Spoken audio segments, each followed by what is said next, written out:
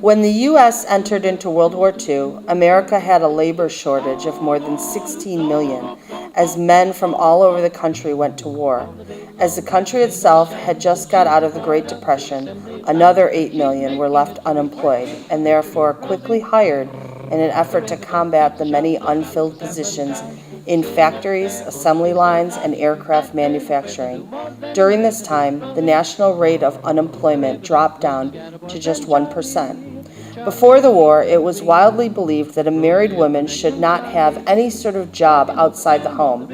At the time, 4 out of 5 Americans believed that the expected path for a woman of upper or middle class was to take as follows: get a proper education, then a job to pay for food, rent, and bills before getting married, and becoming a dedicated housewife and mother.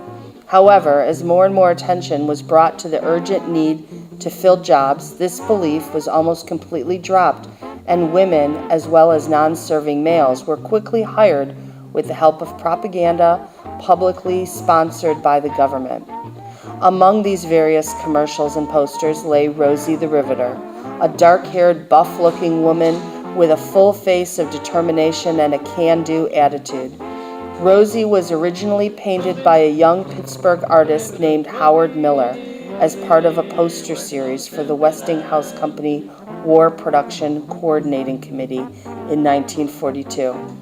The poster was hung for a very short time in Westinghouse buildings to boost morale before it was taken down 2 weeks later in February of 1943.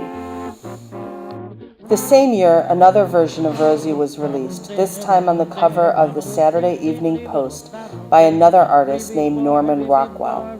This version featured Rosie, sandwich in hand and rivet gun in lap, sitting in front of the American flag with a copy of Adolf Hitler's Mein Kampf under her foot. Readers quickly recognized the burly woman as Rosie the Riveter from the popular song of the same name. The song, which was written during the same time as the original poster was printed, told the tale of Rosie, a humble woman who fought for justice until the day her sweetheart, Charlie, would come home from the war. Soon after the cover's release, the women's workforce grew larger and larger as housewives around the country put down their aprons and irons and donned new overalls and rivet guns, inspired and promoted by Rosie the Riveter propaganda, which focused on 5 things: fulfilling patriotic duty, earning high wages, glamour of work, spousal pride, and the promise the factory work was just as easy as housework.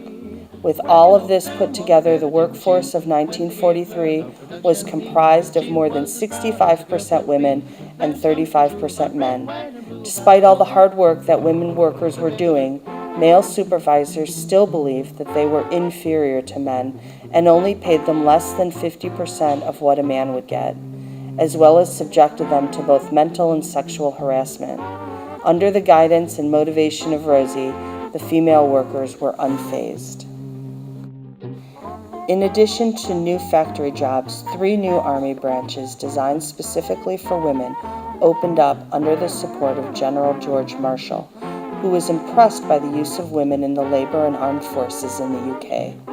These branches consisted of the Women's Army Corps, which had a full military status and more than 100,000 members serving, the Women's Accepted for Volunteer Emergency Service, which held full status in the Navy and provided stateside support, and the Women's Air Force Service Pilots, which did not receive full militant status until 1977, but played a crucial role in the target missions and cargo transport, with 1,000 serving.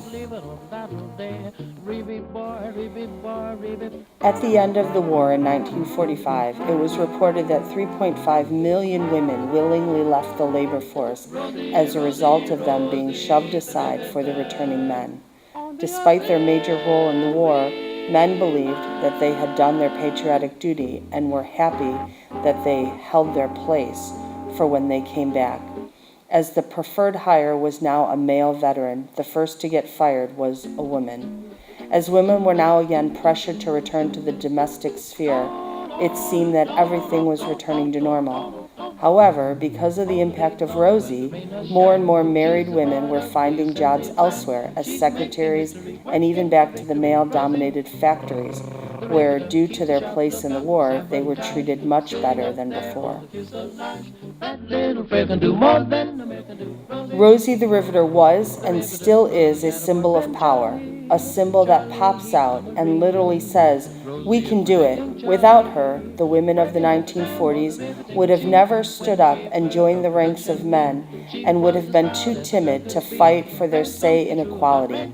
In many ways, Rosie is an advancement of good spirit, flexing in the face of danger and telling everyone that a woman can do what a man can do, and just as good.